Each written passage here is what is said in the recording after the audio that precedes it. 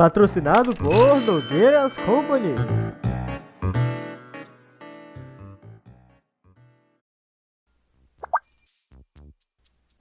Fast Learn. Aula 1. Quais os problemas causados pelos gases poluentes ao nosso corpo? E aí, alunos, tudo bem com vocês? Estamos bem, professor. Obrigado. Que bom! Agora eu tenho uma pergunta para vocês e para seus colegas na aula online. Vocês sabem quais são os prejuízos que os gases poluentes causam para a nossa visão e para o nosso corpo?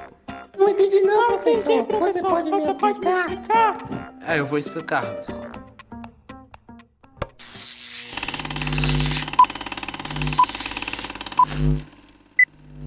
E aí, galera? Antes de tudo, devemos começar pelo começo, né? Vamos falar como era a vida antes da industrialização.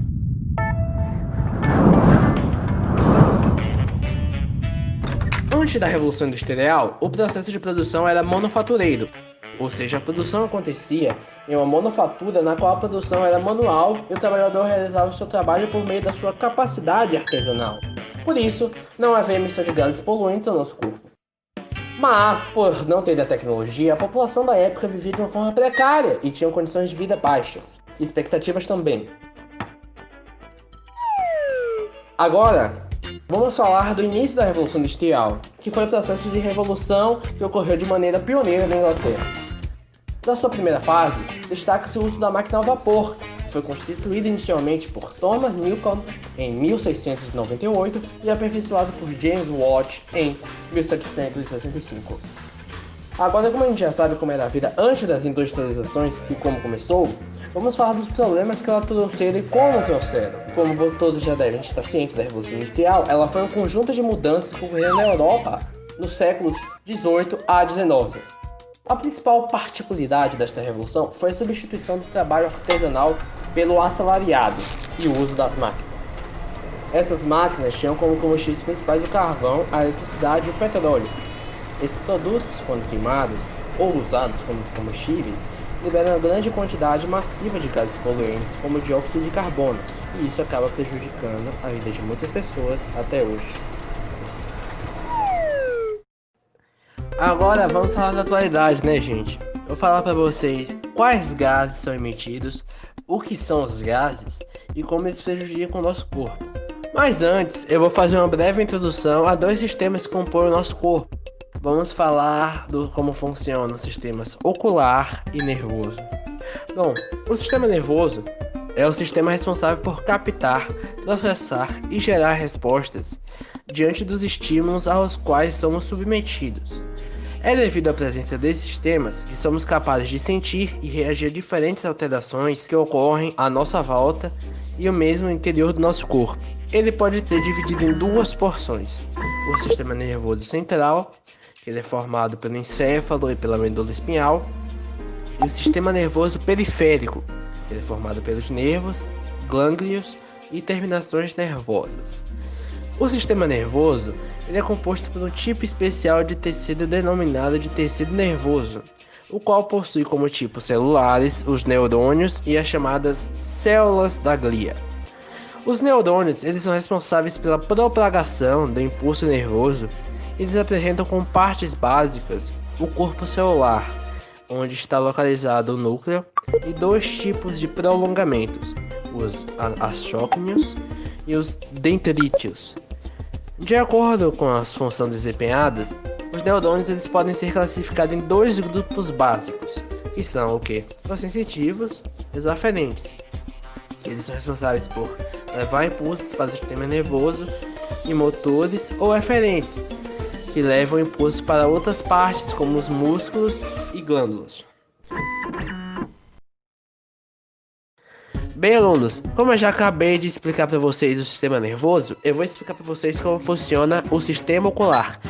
O globo ocular ele é responsável pela detecção da luz e pela conversão em sinais elétricos. Ele tem um tamanho de aproximadamente 2,5 cm e fica acondicionado dentro da cavidade orbital, uma caixa óssea protetora coberta de 3 camadas, que é a túnica fibrosa, a túnica vascular e a retina.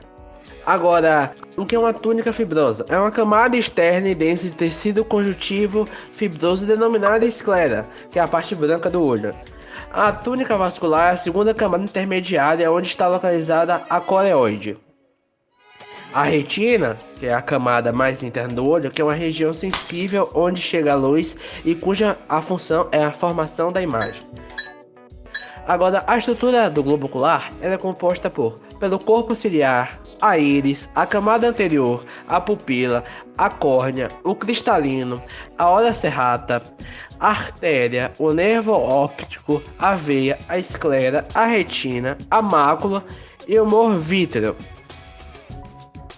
Agora existem alguns distúrbios que já são conhecidos de vocês, né, alunos? Que é a miopia, que são os indivíduos que portam dificuldade de enxergar de longe, a hipermetropia, que é a dificuldade de enxergar de perto, a presbiopia, que é conhecida como a vista cansada, que é um distúrbio que acontece mais ou menos aos 40 anos de idade e os portadores sentem dificuldade de enxergar de perto, e o astigmatismo, que geralmente ocorre quando há uma diferença entre curvaturas corneanas, levando a dificuldade de enxergar uma reta em determinada posição e não a outra. Agora que já foi introduzido os sistemas, vamos falar de gases.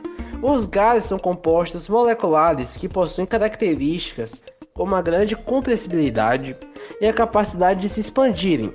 Esses compostos não possuem volume fixo, São miscíveis entre si e em qualquer proporção. Se atentem a essa parte agora, galera. Eles são substâncias cujas moléculas perdem totalmente a atração entre si e se dispersam muito umas das outras. Além disso, estas moléculas estão sempre em movimento desordenado. Este movimento faz com que algumas partículas se choquem quando são confinadas em algum recipiente, e este choque gere o que chamamos de pressão que o gás exerce sobre determinadas superfícies. Dentre os principais poluentes do ar e causadores de doenças para nós, pode-se citar a fumaça. São partículas inabaláveis, o dióxido de enxofre, o ozônio, o dióxido de nitrogênio e o monóxido de carbono. Essas substâncias podem causar sérios danos à saúde do homem. O monóxido de carbono, por exemplo, ele diminui a capacidade do sangue de transportar oxigênio pelo corpo, podendo causar hipoxia tecidual. Já o ozônio ele possui um papel oxidante e citotóxico, podendo causar irritação nos olhos e diminuição da capacidade pulmonar, por exemplo.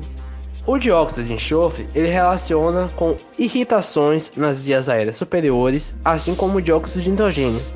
E este, como eu falei, o dióxido de nitrogênio ele pode causar grandes danos aos pulmões. Além desse problema, a poluição do ar desencadeia diversas outras consequências para o nosso corpo. Ela está relacionada com a diminuição da eficácia do sistema mucociliar das nossas narinas, o aumento dos sintomas da asma, infecções das vias aéreas superiores e a incidência de câncer de pulmão e doenças cardiovasculares. É importante frisar também que crianças e idosos são os mais vulneráveis, sendo frequentemente internados e principalmente com doenças respiratórias. Então, alunos, com isso já em mente, finalizamos a aula de hoje. O que é que foi abordado na aula de hoje? Foi abordado quais gases são emitidos, a Revolução Industrial que causou a incidência do aumento desses gases, a vida antes da Revolução Industrial e nossa conversa em introdução. Espero que vocês tenham gostado da minha aula e espero vê-la vocês na próxima aula do Fast Learn, o melhor curso e o aprendizado mais rápido do Brasil. Até mais! Obrigado, professor. Obrigado, professor. Ué, o que aconteceu? Pra onde foi o professor? Ué,